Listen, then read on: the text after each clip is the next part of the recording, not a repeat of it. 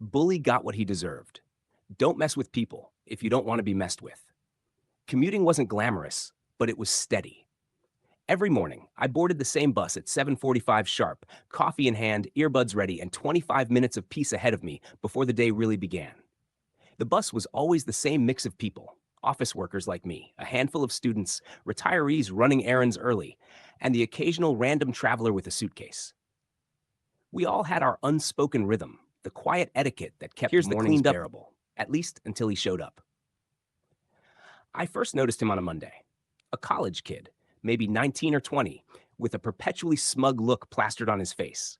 He wore the same uniform every day: a hoodie 2 sizes too big, wireless headphones that he never played quietly, and, most importantly, a backpack. Not just any backpack. A monstrous, overstuffed, bursting at the seams bag that looked like it could hold a small car. He wore it slung on one shoulder until he got on the bus. Then, without fail, he'd drop into the aisle seat, toss his massive bag onto the window seat, and sprawl like he owned the place. The first time, I thought maybe he had fragile equipment in there. Maybe he was moving house. Maybe he had a reason. But then Tuesday came. Same thing. Wednesday. Same thing. By the end of the week, I realized this wasn't a one off. This was his routine. He treated the second seat like it belonged to his precious backpack, and anyone who dared to ask him to move it got an eye roll, a loud sigh, and a muttered complaint about how people should just stand if it's crowded. The backpack became infamous on the bus. Everyone noticed. I watched older passengers hesitate by his row, looking exhausted and holding onto the poles as the bus swayed, clearly wanting to sit but unwilling to ask him to move his bag. He never offered. Not once did he remove it voluntarily. One morning, an older woman asked politely, "Excuse me, may I sit there?" The kid rolled his eyes dramatically, scooped up the bag like it was an injured pet, and muttered, "Ugh, fine. Just be careful. It's fragile." Fragile? The thing looked like it contained rocks and gym weights. Another day, a man in a business suit asked to sit. Backpack Bully didn't even respond, just stared at his phone until the man repeated himself. Then came the same theatrical sigh, the same attitude, as if the guy had asked him to donate a kidney. The bus driver, of course, said nothing. Everyone hated him. But no one did anything. And for a while, I was just like everyone else. I gritted my teeth, muttered under my breath, paid, and endured. But every morning, as I stood swaying next to a perfectly usable seat blocked by his oversized bag, my annoyance grew. Until the day it boiled over. It was a rainy Thursday. The bus was more packed than usual, everyone trying to avoid the downpour outside. I climbed aboard, soaked from the dash to the stop, clutching my coffee like it was the last warm thing on earth. And there he was. Backpack sprawled luxuriously on the window seat, headphones blasting faint tinny beats, eyes glued to his phone. People crammed shoulder to shoulder in the aisle, dripping umbrellas, wet coats clinging, and still, his bag sat comfortably like royalty. I stood there, shivering, staring at the empty seat next to him, and I snapped. "Move your bag," I said flatly. He didn't look up.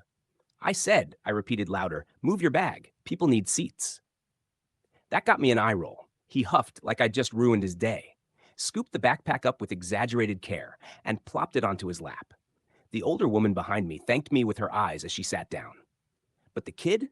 He muttered under his breath, just loud enough for me to catch. "Some people are so entitled." I nearly spilled my coffee. Entitled? He thought we were entitled for asking him to let actual humans sit in human seats? That was the moment. Right then, dripping wet on a crowded bus, I swore to myself, I wasn't just going to endure this anymore. I was going to make him pay. The trick with revenge is patience. You can't just lash out once and call it done. That feels good for about 5 minutes, then the annoyance creeps back. No, real revenge takes planning, escalation, creativity. So I started small. Step one was observation. I paid attention to his routine. He always boarded at the same stop, always sat in the same row, third from the back, aisle seat, always dumped his backpack onto the window seat first thing. Step two was timing. He boarded just after me most days, which meant if I wanted to mess with him, I had to adjust. So I started boarding one stop earlier, giving me more control. Step three was tools. Nothing destructive, just clever, subtle, embarrassing. And once I had the plan forming, I couldn't wait to start. The following Monday, I brought out a little prop, a nearly empty water bottle. When Backpack Bully boarded and flopped into his usual seat, I was waiting. The bus was moderately full, people standing in the aisle. His bag took up the seat like always. I strolled casually down the aisle, stopped beside him, and, oops, dropped the bottle. It bounced, rolled under his seat, and smacked into his backpack. "Ah, sorry," I said loudly. "Could you move your bag so I can grab that?" The eyes of at least 6 passengers turned to him. He scowled, muttered, and jerked the bag onto his lap. I crouched, retrieved the bottle, and smiled sweetly. "Thanks. Oh, hey, look at that. Now someone can sit." The woman behind me immediately slid into the seat before he could protest. His glare could have melted steel. That was strike one. Over the next week, I upped the game. One day, I boarded early and placed a bright wet paint sticky note on the window seat where his backpack usually rested. Watching him freeze mid-motion, then hover uncertainly before grudgingly keeping the bag on his lap was delicious. Another day, I carried an umbrella dripping with rainwater. As I stood in the aisle, I let the umbrella casually brush against his bag, leaving little damp streaks. He yanked it away in horror, wiping at it furiously, while the people nearby chuckled. The real masterpiece, though, was the banana. I peeled one halfway, tucked it carefully in a napkin, and tripped as the bus lurched. The banana landed squarely against his backpack. "Oh no," I gasped. "Did that touch your bag? Sorry, man, this bus is so crowded. Maybe it's safer if you keep it on your lap." The look on his face? Priceless. Passengers around us snickered. For once, he was the one feeling awkward. And the best part? The driver had started noticing. I caught him smirking in the rearview mirror more than once as Backpack Bully scrambled to keep his precious bag out of danger. But I wasn't done. No, the finale had to be public. Memorable. Something that would cure him of his seat-hogging habit forever. The opportunity came on a Friday. The bus was packed tighter than usual. People were practically pressed against each other, and still, he tried to drop his backpack on the seat. That's when I struck. "Excuse me," I said loudly, projecting my voice so the whole bus could hear. "Could you please move your backpack so a person can sit down?